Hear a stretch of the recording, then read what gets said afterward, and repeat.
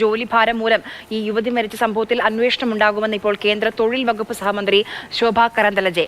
അന്ന സെബാസ്റ്റ്യന്റെ മരണവുമായി ബന്ധപ്പെട്ട് തൊഴിൽ വകുപ്പ് അന്വേഷണം നടത്തണമെന്ന രാജീവ് ചന്ദ്രശേഖറിന്റെ ആവശ്യത്തോട് എക്സിലൂടെയാണ് മന്ത്രി പ്രതികരിച്ചത്. പി ബസന്ത് ഡൽഹിയിൽ നിന്ന് വിവരങ്ങളുമായി ചേരുന്നുണ്ട്. ബസന്ത്, കുടുംബത്തിന്റെ പ്രയാസങ്ങൾ നമ്മൾ കേട്ടു, ആ കുട്ടിയെ അനുഭവിച്ചിരുന്ന ജോലിഭാരം അതിനെക്കുറിച്ച് നമ്മൾ കേട്ടു. ഇപ്പോൾ ഏത് രീതിയിൽ ഒരു അന്വേഷണമാണ് ഇപ്പോൾ കേന്ദ്രമന്ത്രി ഉറപ്പ് നൽകുന്നത്?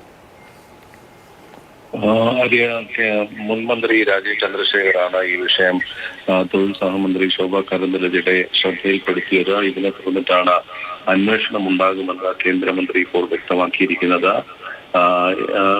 എക്സിലൂടെയാണ് ഇവർ ഇക്കാര്യം വ്യക്തമാക്കിയത്. തൊഴിലിടങ്ങളിൽ ജീവനക്കാർ നേരിടുന്ന മാനസിക സമ്മർദ്ദം കുറയ്ക്കുന്നതിന് നടപടികൾ കൈക്കൊള്ളണമെന്നാണ് രാജീവ് ചന്ദ്രശേഖർ ആവശ്യപ്പെട്ടത്.